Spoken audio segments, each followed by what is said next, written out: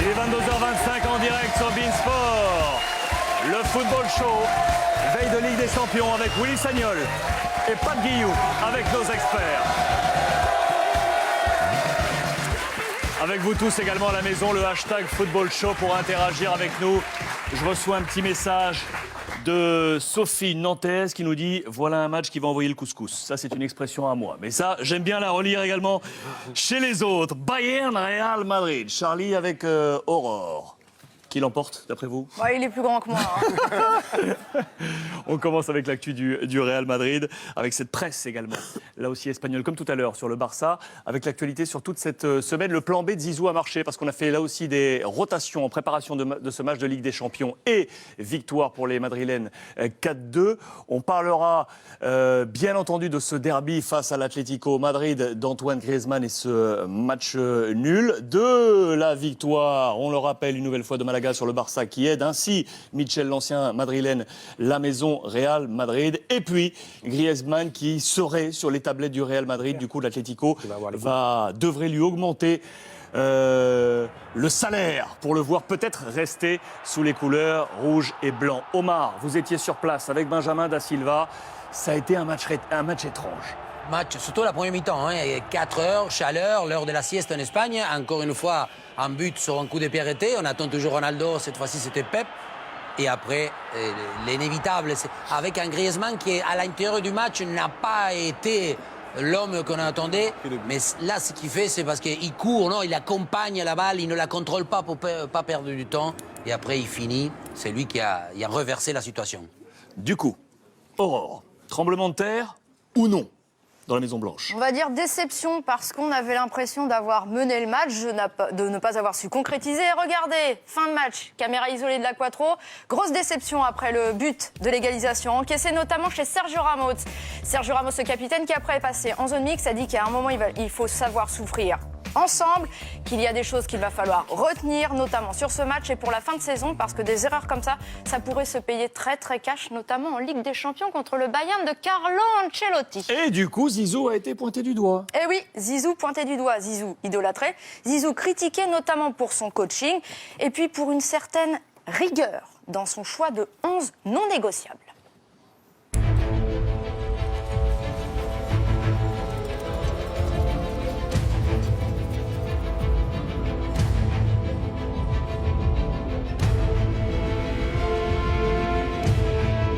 Se le ve realmente tocado hoy, usted que siempre transmite optimismo, pero se le ve tocado hoy. Tocado no, decepcionado. Decepcionado. No es lo mismo. No es lo tocado mismo. no, nunca. Nunca, pase lo que pase. Y te voy a sonreír otra vez, ¿eh? Sí, me gusta que me sonría, sí, sí, siempre. Hasta el final de temporada te voy a dar la sonrisa. Le sourire de Zizou et voici la composition d'équipe probable également. L'affiche avec donc le Bayern en rouge. Un mot déjà, Charlie, sur cette composition d'équipe du Bayern.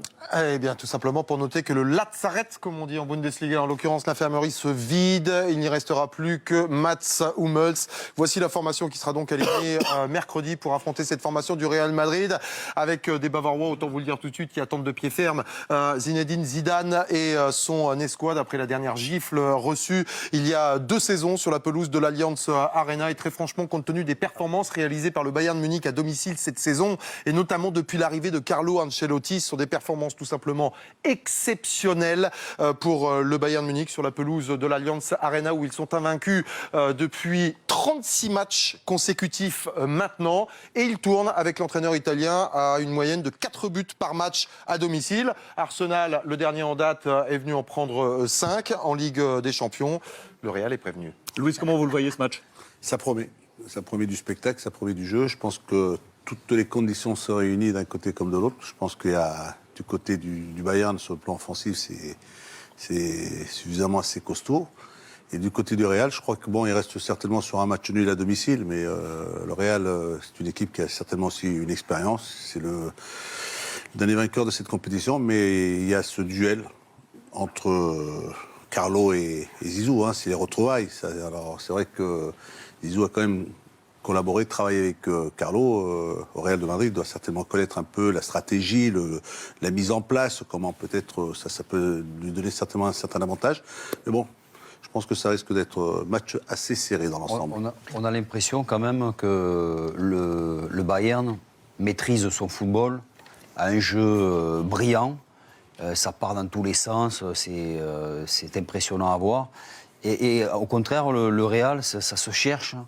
Contre l'Atlético Madrid, moi j'ai préféré l'Atlético que le Real, que j'ai trouvé un peu en souffrance. Certes, il y a du talent, il se crée toujours des occasions, mais ça manque un peu de fond de jeu, ça joue pas bien. Et je donne vraiment l'avantage au Bayern à domicile et en plus en ayant cette maîtrise de son jeu, je les vois bien. Il y a un joueur qui aime bien jouer contre le Real, Lewandowski. Ouais. Le fameux geste. Les Madrilènes s'en souviennent. Là, il y a Lorsqu'avec Dortmund, il avait réussi ça. Il y a Xabi Alonso qui va retrouver aussi le Real. Et tout ça, ça fait que après le jeu de Bayern, pour moi, quand ils jouent à la vitesse qu'ils sont en ce moment, c'est compliqué, même pour le Real. Ils vont très très vite, le pressing, ils vont vite vers l'avant.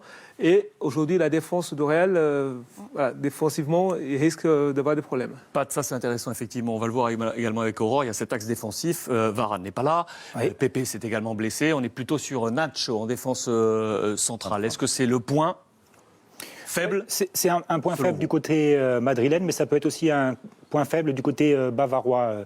Il y avait un problème de vélocité avec Javier Martinez et Mats Hummels. Là, on voit Boateng. Boateng qui revient vraiment au bon moment. Il va falloir trouver l'équilibre. Mais ça va pas très vite, hein, il va falloir. Si, ça va. Si, justement, ça va très vite. Donc, c'est une bonne chose pour le Bayern que le Boateng soit revenu. C'est toute une question d'état d'esprit pour le Bayern. Pour reprendre les propos de Jean-Charles, ils ont fait une première mi-temps cataclysmique contre Hoffenheim la semaine dernière. Et puis, ils ont retrouvé leur vitesse de croisière face à Dortmund pour se préparer au mieux face à cette rencontre face au Real. Et ce qui fait plaisir du côté du Bayern, c'est qu'on ne le voyait plus quand il y avait Pep Guardiola qui était entraîneur du Bayern, c'est qu'on retrouve les binômes sur les côtés, Lam, Robben, Alaba, Ribéry, avec une parfaite complémentarité, des dédoublements, des joueurs qui se cherchent et qui se trouvent, et ça fait plaisir de les retrouver à ce niveau-là. Aurore, élément complémentaire donc sur la défense centrale du Real Madrid, problématique pour Zizou. Attention, pénurie parce que, alors, le dernier à être tombé ce week-end, merci Jean-Charles, c'est Pepe, victime d'une double fracture de côte après un petit choc avec Toni Kroos. Et regardez, il y a aussi un autre problème, c'est que Sergio Ramos, qui sera là mercredi, lui, s'il prend un carton jaune, il sera suspendu pour le match de retour. Nacho, lui, s'il prend un carton jaune ce week-end en championnat, pas de classico. Pepe, des nouvelles, malgré sa douceur, parce que ça fait mal, hein, les côtes cassées, Jean-Charles, vous le savez très bien, eh bien, il a quand même tenu à venir dans une peña de supporters pour saluer tout le monde et passer un petit message au président. Au passage, au fait, président, je suis bientôt en fin de contrat, mais si vous voulez me prolonger, je suis toujours là. Hein. Willy, là aussi sur vos... S'il vous plaît, parce que là aussi vous avez des souvenirs de fous. Vous avez affronté le Real avec ce maillot du Bayern. Vous avez affronté Zizou. Les Galactiques également. Il y a eu deux étapes, hein, 2002 et 2004. Oui. C'est ça face au Real Madrid. Quels souvenirs vous gardez de ces grands matchs-là? C'est des matchs qui ne jouent jamais à grand-chose, qui jouent à des détails. Un coup de pied arrêté, on l'a vu il y a 2 ans, le Real a éliminé le Bayern, surtout grâce au coup de pied arrêté. Mais je pense que le Bayern, cette année, est beaucoup plus fort qu'il n'était il y a 2 ans. Ils ont retrouvé une culture, entre guillemets, bavaroise qu'ils avaient perdue avec Guardiola, c'est-à-dire de culture de faire mal à l'adversaire, de toujours vouloir faire mal à l'adversaire. Et ça peut être la saison du Bayern, mais après, forcément, quand je parle du Bayern, il n'y a aucune objectivité. Donc, Je reste encore du coup sur cette non-objectivité, avec ces maillots un peu larges, avec Hitzfeld qui était votre coach. On voit également ces images de 2004 avec là aussi un match très très dur, un partout, match aller, 1-0 avec Zizou, buteur au match retour, acrobatique, le numéro 5 du Real. On va voir la composition d'équipe d'alors. Il y avait du lourd, hein. Il y avait du très très lourd sur la pelouse. Alors, regardez ça.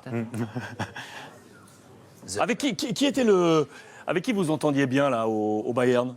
Bon, Bichent, bien entendu. Forcément. Mais moi, mon grand pote, c'était Sami Kufour. Kufour, ouais. Et après, il y avait une petite colonie, je dirais, qui parlait espagnol entre les Pizarro, les Macay, Zé Roberto, des Michelis. Mais sinon, tu t'entendais bien. Avec Cannes. Mais on se respectait énormément, mais après, on se montrait le respect, on se le montre différemment en Allemagne. Oui, le maillon faible, c'était pas de Michelis au milieu de terrain. L'Argentin, non? L'Argentin, là. Là, c'était pas son meilleur poste. C'était pas son meilleur poste, mais Il le connaît, on le connaît. mais c'est quand même un joueur qui il joue encore, Ouais, il joue mais qui a encore à Malaga. quand même fait une grande carrière, qui a joué à City, qui a joué au Bayern, qui a fait une finale de Coupe du Monde. Enfin, c'est quand même un joueur qui a, qui a fait quand même certaines belles choses, non? Absolument. Sauf la finale, il a laissé Götze, là, la finale, boum, il ne marque le but. Élément important, les amis, c'est que la BBC est en baisse. La BBC est en baisse, en tout cas les chiffres le prouvent. Écoutez bien, 2013-2014, 60% des buts inscrits par le Real, BBC. 14-15, 62%. 15-16, 69%. Cette année, on est à 39. 39% des buts inscrits par la BBC. Grosse chute. Et Cristiano ne marque plus beaucoup et il veut tout frapper. Il veut tout frapper, mais quand on s'appelle Gareth Bale et qu'on a réussi 4 passes de plus seulement que Keylor Navas pendant le match, on se dit, bon, moi aussi, je vais jouer ma chance. Alors, Cristiano Ronaldo a connu un derby difficile, il a voulu tirer un coup franc.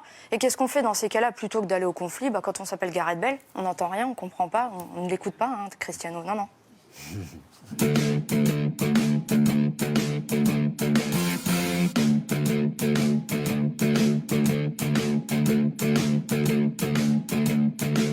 Como esta en la frontal. La quería tirar para marcar. Coloca la pelota, pero Gareth no le deja. Cristiano, atónito, le pregunta, ¿la tiras tú? No hay respuesta. Gareth, ¿la tiras tú? Bale no dice nada. Cristiano se medio enfada. Y al final se marcha. Ni siquiera para las faltas fue su derby. Que fera Zizou dans ses choix pour ce match face au Bayern? Ouais, Dan. Là, c'est costaud ça quand même, parce que pour faire ça à Cristiano Ronaldo, Bale, il est bien costaud. C'est ce que l'on ne fait pas du côté du Barça. Entre Neymar et Suarez et Messi, alors là, ils s'entendent de remarquer. J'ai l'impression de voir Louis quand Omar parle. Voilà, hein. Fifi, et on continue l'émission tranquillement. Interrogation également sur l'avenir de Zizou. C'est aussi dans les tuyaux en ce moment. Aurore, que va faire Zizou la saison prochaine? Va-t-il rester au Real? Seul l'avenir le dira. Zizou, lui, est très pragmatique. Ça a été un petit peu le serpent de mer cette semaine. 2 fois en conférence de presse, on lui a posé la question sur son avenir. Et écoutez ses réponses. Aparecía Zidane a la 1 en la sala de prensa, aparecía en la previa del derbi, pero preguntado por su futuro, soltó esta bomba. ¿Tú estás seguro de la próxima temporada? No, para nada. Por eso que no estoy preparando nada. No estoy preparando nada y lo que estoy haciendo es solo lo que me queda ahí de esta temporada. Yo sé lo que es entrenar al Real Madrid, para el bien, para el malo. Entonces yo estoy preparado para todo. Si no gana un título Zidane, ¿cree que no va a estar aquí el año que viene? Tienes que preguntar a alguien más de eso, no a mí. Yo soy el entrenador, yo lo que me dedico a entrenar todos los días, fuerte, con ilusión. Siempre positivo, ¿sabes? Positivo hasta el final de temporada, seguro. Sí. Effectivement, on va donc avoir cet affrontement entre Zizou et Carlo Ancelotti. Je vous avais présenté ce bouquin la semaine passée avec la plume de Carlo Ancelotti, avec Chris Brady et Mike Ford. Le leader tranquille, l'homme qui murmure à l'oreille des stars. C'est aux éditions Hugo Sport. Je vous conseille ce bouquin sur la méthode de Carlo. Il nous a invités à Munich pour parler justement de sa méthode de management. C'est Julien Brun de la rédaction de beIN Sport qui est allé sur place. Un échange de près d'1 heure avec Carlo Ancelotti. Voici les moments forts, juste pour vous en exclusivité ce soir.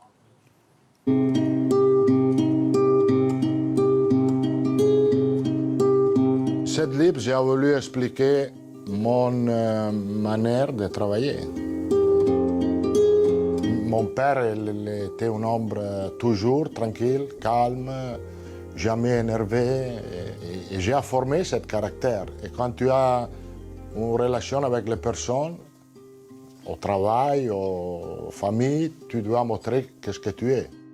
Vous dites le leader tranquille, c'est le titre du livre. Vous parlez d'une approche calme du management. Vous comparez au parrain, à Don Vito Corleone. C'est vraiment un exemple pour vous de ce qu'il faut savoir faire vis-à-vis de ses employés. Vito Corleone, il était un boss de la mafia. Je ne suis pas un boss de la mafia.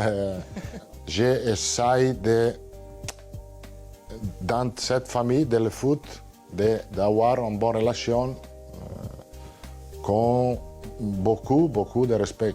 Et est-ce que votre philosophie, vous l'imaginez assez similaire à celle de Sir Alex Ferguson? Dans le livre, c'est Cristiano Ronaldo qui explique que pour lui, vous êtes 2 types de managers assez semblables. Est-ce que c'est votre sentiment aussi? Pour moi, la relation que je dois tenir avec les joueurs, avec le club et avec toutes les personnes qui travaillent ici. Après, Tu dois mettre en place un système, une stratégie qui dépend des caractéristiques des joueurs que tu as. Parce que je suis focalisé sur la professionnalité des joueurs. Si un joueur il est professionnel, il est sérieux, il n'a pas de problème avec moi. Vous parlez de votre relation très proche avec Lidolm, qui était votre coach à la Roma. Relation un peu plus difficile avec Bearzot, le légendaire sélectionneur italien. Vous avez eu Arrigo Sacchi aussi dans le Grand Milan. Comment est-ce que vous avez décidé de vous modeler en tant qu'entraîneur avec ces hommes-là en tête? Non, ils ont tous été une bonne expérience pour moi. Lidolm était pour moi très important parce qu'il était très focalisé sur les jeunes. Et après, à la fin de mon carrière, Sacchi, il m'a aidé beaucoup. J'ai appris beaucoup de choses de Sacchi, et la méthodologie de l'entraînement, et toutes les choses. Lorsqu'on fait le bilan de ces années à Milan, vous avez les Ligues des Champions, vous avez les finales. Mine de rien, c'est quand même un énorme club qui avait eu des succès avant. Et Galliani, lorsqu'il parle de vos 8 années, il dit que c'est la plus belle période du Milan. Est-ce que pour vous, c'est un compliment Non, c'est un compliment parce que j'ai trouvé une très bonne ambiance à Milan et j'ai maintenant une très bonne relation avec Galliani. Je suis un supporter de Milan. Parce que j'ai eu beaucoup de bons souvenirs à Milan. Galliani, il parle beaucoup des bons souvenirs, des 8 trophées. En revanche, il a du mal à parler de la nuit à Istanbul en 2005 face à Liverpool. Mais il semble que pour vous, ce soit quelque chose où vous n'avez pas de regrets finalement sur ce match-là. J'ai joué 4 finales comme entraîneur. Non, je n'ai pas joué, j'ai managé 4 finales. Et je pense que la meilleure finale techniquement était la finale d'Istanbul, où mon équipe il a joué meilleur football. Et après, il est passé, qu'est-ce qu'il est passé? En 6 minutes, on a encaissé 3 buts. Ce qui est passé à Paris Saint-Germain contre Barcelone. Vous faites mal, là. Non. À Paris, quand vous arrivez, il y a un nouveau projet qui se met en place. Et vous vous rendez compte qu'il y a des choses qui ne vont pas, à la fois dans l'organisation du club, dans la mentalité des joueurs aussi. Ce constat-là, vous l'avez fait rapidement lorsque vous arrivez au PSG? À Paris, le projet était très intéressant à le début parce que le club il a mis beaucoup d'argent pour faire un top club en Europe. Le projet était très intéressant. Je pense qu'on a crescu rapidement aussi parce qu'ils sont arrivés joueurs très importants, Ibrahimovic, Thiago Silva, Thiago Motta. Il y a cette histoire à Évian où ça se passe mal, le terrain est gelé, le score n'est pas terrible. Et là, vous faites une vraie colère en tapant dans une caisse qui arrive sur Zlatan Ibrahimovic. C'était exprès? Il n'était pas un problème avec Ibrahimovic, c'était un problème avec l'équipe qui n'était pas bon, l'attitude. Ce match, on a perdu la coupe. Et pour cette raison, je suis très énervé. Et donc vous quittez le PSG à ce moment-là pour partir à Madrid? Madrid, il était une fantastique expérience parce que je pense que chaque entraîneur doit un jour entraîner Real Madrid. Tu peux connaître qu'est-ce qu'il est la pression. Et les choses sont allées très bien parce que j'ai trouvé une équipe avec beaucoup de qualité. Au Real Madrid, vous avez eu aussi une relation forte avec quelqu'un que vous connaissiez déjà avant. Zinedine Zidane, ça avait été votre joueur, c'est devenu votre assistant. Et il semble quand même qu'il a beaucoup appris à vos côtés. Est-ce que vous avez cette sensation-là d'avoir en quelque sorte un successeur avec Zinedine Zidane à la tête du Real? Je connais très bien le club. Il a beaucoup de charisme. Et también il a beaucoup de connaissances. Alors, il m'a aidé beaucoup en cette année, surtout avec la relation avec Karim et Varane. Qu'est-ce qui fait, selon vous, que ce que vous avez vu au Real, en France, il y a parfois certaines personnes qui ont moins cette image-là brillante de Karim Benzema? Pour moi, il est un avant-centre avec qualité différente de tous les autres avant-centres. Il a une qualité technique qu'il peut jouer. Il a empêché de jouer derrière d'un avant-centre. Et je pense que cette qualité, il a maintenu cette qualité. Et surtout, Real Madrid, il est le coéquipier idéal pour Cristiano Ronaldo.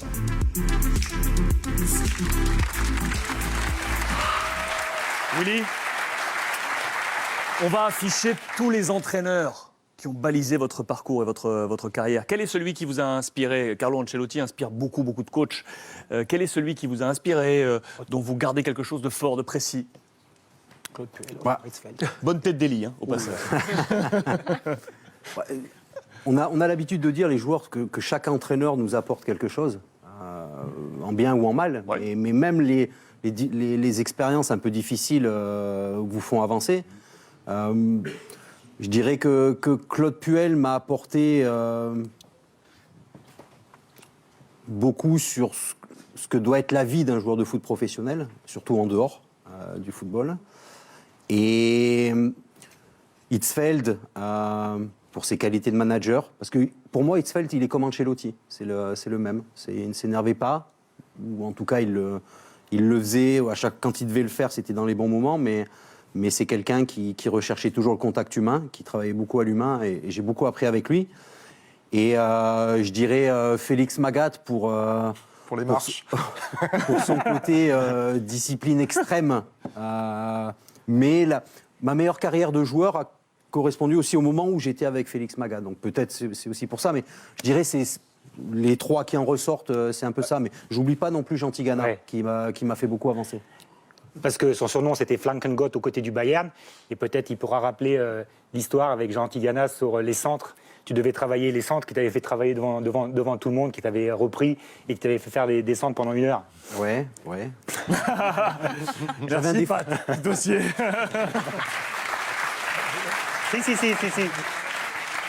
J'avais un défaut quand j'étais plus jeune, quand je jouais à Monaco, c'est que j'aimais centrer déjà, mais j'aimais bien, avant de centrer, vraiment être dans la position idéale. Donc souvent, je crochetais et il essayait de m'expliquer que quand j'étais en position de centrer, l'attaquant faisait une course et que si je ne centrais pas en première intention, l'attaquant était obligé de repartir en arrière pour après de nouveau repartir. Et jusqu'au jour où ça l'a tellement embêté qu'il m'a mis à la place de l'avant-centre à l'entraînement. Il a fait arrêter l'entraînement. Il m'a mis à la place de l'avant-centre. Il s'est mis à ma place sur le côté. Et à chaque fois, il me disait « Allez, vas-y ». Donc j'accélérais au premier poteau. Et lui, au lieu de centrer, il faisait un crochet. Donc j'étais obligé de repartir. Et il m'a fait ça pendant 20 minutes devant tout le monde. Vous emmerdez, vous êtes dit « J'ai compris ». Mais c'est pour ça que je dis que Jean Tigana, c'est aussi quelqu'un qui m'a fait beaucoup progresser. Ouais. Le Bayern face au Real Madrid, ce sera bien évidemment également l'une des affiches de ces quarts de finale de la Ligue des Champions. Merci, s'il vous plaît, de remercier chaleureusement Monsieur Charlie, Jean-Charles Sabatier. Merci mon Charlie. Aurore va rester avec nous car la 4e affiche de cette Ligue des Champions, quart de finale aller, c'est l'Atlético Madrid face au club anglais de Leicester. L'Atlético a tombé le Bayer Leverkusen et Leicester, le club espagnol de Séville. L'homme en forme, bien entendu, c'est Antoine Griezmann. Sur le terrain comme en dehors, hein. Ouais, alors on va scinder un petit peu son week-end en deux. D'abord, le côté Antoine Griezmann sur le terrain, décisif, exceptionnel. Il a fait mal au Real Madrid. Il a enchanté les supporters de son équipe, les Colchoneros. En el Bernabéu se vio lo que es una estrella que juega para el equipo. Tras el saque de centro ya está presionando, colaborando en defensa, persiguiendo a Bale hasta su área. Está el Griezmann trabajador, el que inicia la contra desde su propio campo y que además de armar la jugada, de tirar los desmarques a las bandas, de presionar en medio campo para robar el balón, de darlo todo en el campo. Porque veo que ellos también lo dan todo, veo al míster también dándolo todo desde su banquillo y eso es solo una ayuda más que intentó darlo en cada partido. Un centro desde la banda y se inventa ahora un remate casi inverosímil, una chilena perfecta. Y aunque pasen los minutos, sigue al mismo ritmo. Atento al medido pase de Correa que remata lanzándose al suelo para volver a dejar su sello en el Bernabéu. Y después de celebrarlo, no se conforma. Por eso le pide a Simeone que aguante el cambio de Carrasco y pone esta cara cuando el Cholo no le hace caso. Y por eso en la prolongación sigue presionando como en el primer minuto de partido. Se fue satisfecho y feliz por haber podido dedicar un gol a su hija.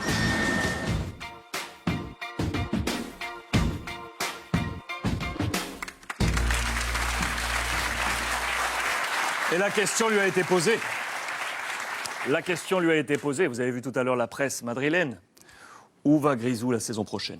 Bon, alors on va déjà parler d'une petite indiscrétion de la presse espagnole. Antoine Griezmann voudrait rester en Espagne aussi parce que sa femme, qui est espagnole, ne veut pas quitter la péninsule ibérique. C'est hors de question. Donc du coup, ça veut dire que le choix Eto'o se resserre, voilà, n'est-ce pas Alex?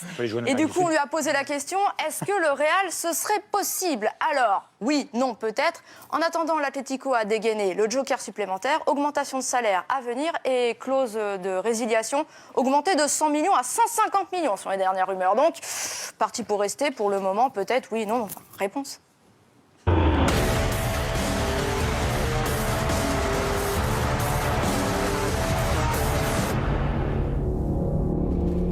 El francés ha empatado el derbi en el minuto 85 y al acabar el partido ha soltado esta bomba. No descarta jugar en el Real Madrid.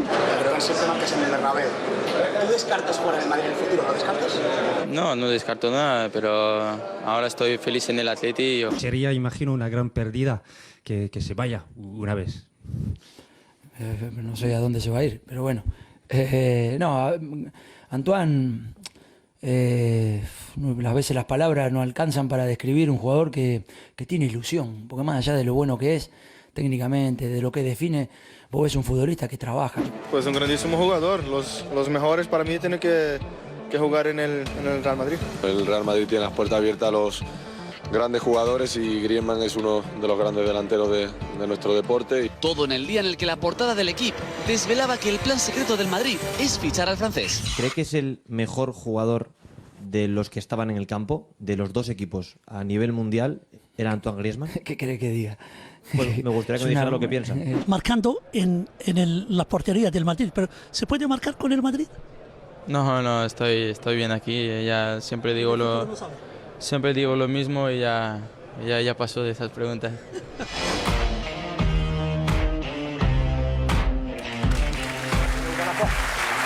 On fait un petit tour de table, les amis. Est-ce que d'après vous, Antoine Griezmann quitte l'Atlético Madrid? Et si oui, où va-t-il? On parle de Manchester United, le Real Madrid. Le voyez-vous quitter la péninsule? Sa femme ne veut pas aller. Il est bon, Dan, il est bon, Dan. Oui, c'est... Mais non, il va aller au Real parce que Bale, il va revenir à la péninsule. Et Griezmann va venir au Real Madrid. Et peut-être aussi qu'il va faire une année supplémentaire. Hein, aussi.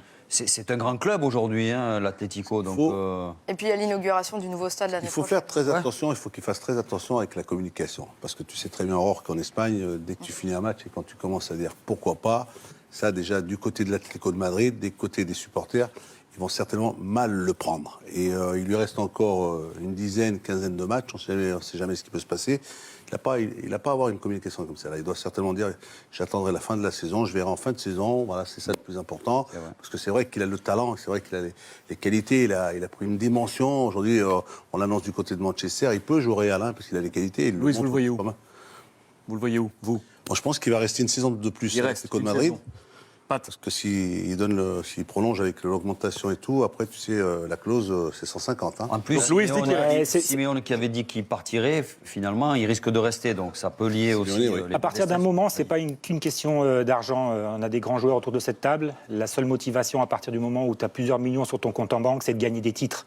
Et à un moment donné, il arrive à un âge où il doit se poser la question, quel est le club qui m'offrira le plus d'opportunités de gagner des titres?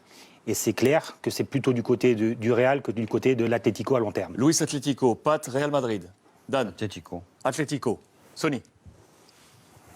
Moi, je vois bien Manchester. Sa femme, elle ne veut pas. Sa femme ne veut pas. Sa femme, elle ne veut pas. Dan a dit sa femme, elle ne veut pas. Regardez l'exemple de Dimitri Payet. Il y a plusieurs façons de L'exemple de Dimitri Payet. Il est revenu en France parce que sa femme ne voulait pas rester à Londres. convaincre une femme. Bon, Manchester pour Sony. Willy. Je pense que le joueur, je suis même persuadé que le joueur ne sait pas non plus au jour d'aujourd'hui ce qu'il va faire. Après, Patrick a raison sur le fait que le plus important dans le foot, ça reste les titres que vous allez gagner. Et aujourd'hui, Manchester United peut lui garantir aucun titre. Real alors? C'est où il reste à la maison, où il est actuellement, parce qu'il y est bien. C'est le joueur numéro 1. On a vu Pogba qui était joueur numéro 1 à la Juve, qui est parti à Manchester. Et c'est pas forcément ce qu'il espérait en partant là-bas. Moi, je pense qu'il va rester aussi à l'Atlético encore un petit peu. Atlético. Et au bar? Real. Real Madrid. Il n'y a que Je pensais Sony. qu'il allait dire Barça, lui. Il n'y a que Sony qui nous dit Angleterre. Atlético face à Leicester, affiche de ces quarts de finale de la Ligue des J'ai Champions. compris pourquoi il envoie au Real. Comme ça, il met le bordel au Real, il va pour Barça, comme ça, il laisse tranquille. Bon, Les autres toi. buts espagnols, les amis, de ce week-end, c'est Peut-être avec qu'il Pierre est mort. Larosa et Tony Masson. Neymar, ouais, dehors.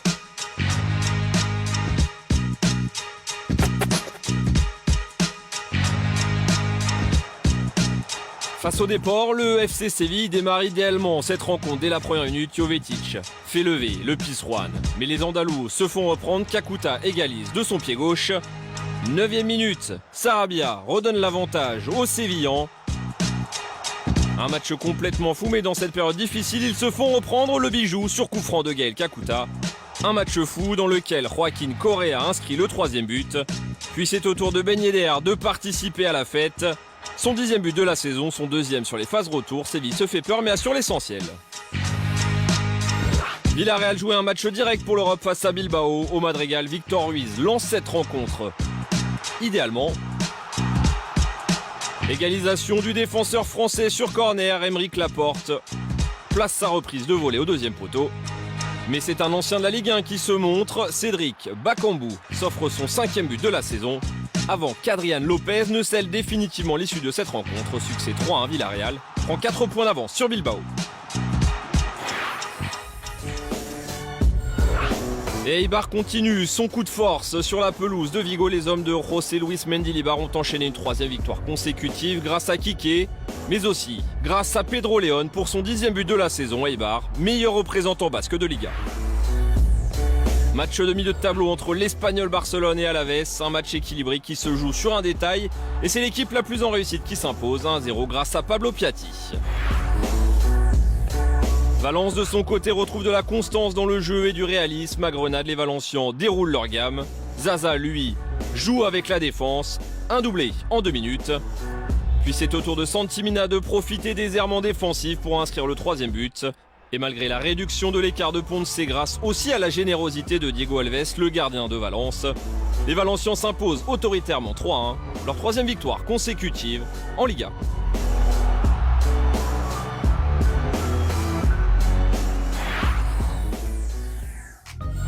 Las Palmas et le Betis ont la particularité d'être sur 2 défaites consécutives. La fin de série sera en faveur donc des Canaries. Juste avant la pause, Vicente Gomez se met en évidence. Juste après la pause, c'est Boateng qui aggrave le score.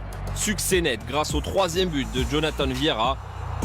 Puis, grâce au pénalty de l'ancien parisien Ressé, son 3e but avec Las Palmas s'impose tranquillement sur le score de 4-1 face au Betis Séville. Et enfin le match de bas de classement entre Osasuna et Leganés. Quasiment condamné, Osasuna s'offre un peu d'espoir malgré un scénario défavorable. Siovas marque le 1er but, mais Sergio León a du mental avant d'offrir le but du week-end en Liga, son 10e de la saison. Osasuna a toujours un peu d'espoir. 29 buts dans cette journée, surtout au 15-0-0, le nul entre le Real et l'Atlético. Mais le Real compte toujours 3 points d'avance sur le Barça. L'Atlético prend une option sur la 3e place. Riron, Grenade et Osasuna sont relégables. Et n'oubliez pas le Classico, les amis, avec Omar et Benjamin, le Classico le 23 avril. Le 23 avril, ce sera en exclusivité dimanche soir sur les antennes de beIN Sport. Regardez ce qu'on a préparé.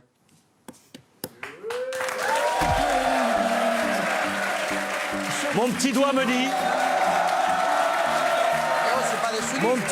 Mon petit doigt me dit que quand il était plus jeune, Pat ou Willy était un champion de boule. Alors, moi, je propose que les gris jouent avec une boule de moins parce que j'ai la réponse. Je crois que c'est Willy. Oui. Ok, Willy était champion, on peut l'applaudir s'il vous plaît. Boule lyonnaise. Boule lyonnaise, précision. On va faire une chose, chaque capitaine, Pat, vous choisissez un coéquipier, Willy, vous choisissez un coéquipier et les 4, vous venez à mes côtés. Allez. Tu veux pas venir ? Venez les amis. Bon, quoi. Allez, Damien.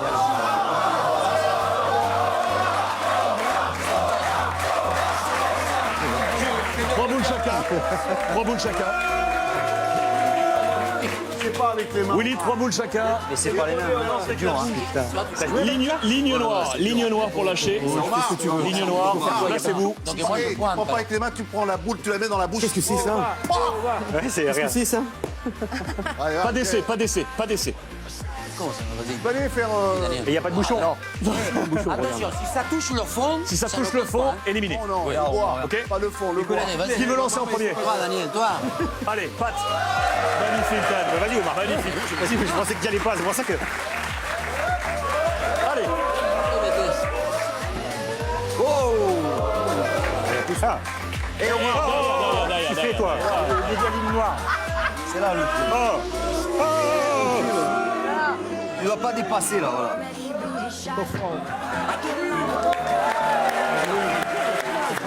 Point pour l'Argentine. Daniel Roy. Elle est bien, regarde. Il a fait rouler, toi. Elle est partie. L'Argentine, toujours. Oh, Dan. Regarde, c'est encore toi. Argentine, toujours. Dan. Argentine, toujours. Tu vois, on peut jouer la même équipe. Écoute. Et on peut faire ce qu'on veut. Argentine toujours, donc c'est à nous de jouer. Écoute. Écoute les consignes. Il faut gagner le point, Omar. Ils l'ont pas gagné encore. Oh, là, Faut qu'ils gagnent le point. Voilà, maintenant oui. Ça gagne. Oh, qu'est-ce que tu fais, Omar? Arrête. Mais tire. Non, petit, non. Petit tir.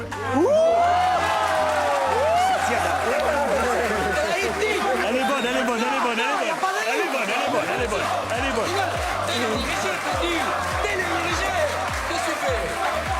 Qu'est-ce que tu fais?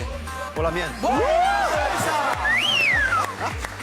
J'ai la dernière. Vas-y, pointe. Mais attends, Willy, il faut toujours, Oh là là, les amis. Et les amis, c'est du panache. C'est du panache parce que le point est déjà. Le point. Louis. Non, et pour le panache. Non, Je veux voir Willy. Non, mais non, c'est à nous. non, ça y est. Les amis, je veux. Rien, bien joué. On en a 4, ouais. Bravo. Oh là là là là là là. La photo, s'il vous plaît, la photo, s'il vous plaît. Bougez pas. Bougez pas. Les vainqueurs, je vous prends en photo. S'il vous plaît. Je vous prends en photo, les vainqueurs. La photo, on va Pat, mettez-vous les deux équipes. Là, mettez-vous. Attends, les vainqueurs, attends. Mettez-vous, Écor. Mettez-vous. Mettez-vous, Pat, Daniel. Louis. Là, mettez-vous là. Viens avec les vainqueurs. Mettez-vous là, les amis. Ça, c'est beau. Voilà, c'est posté tout de suite sur les réseaux sociaux. Page de pub, on revient.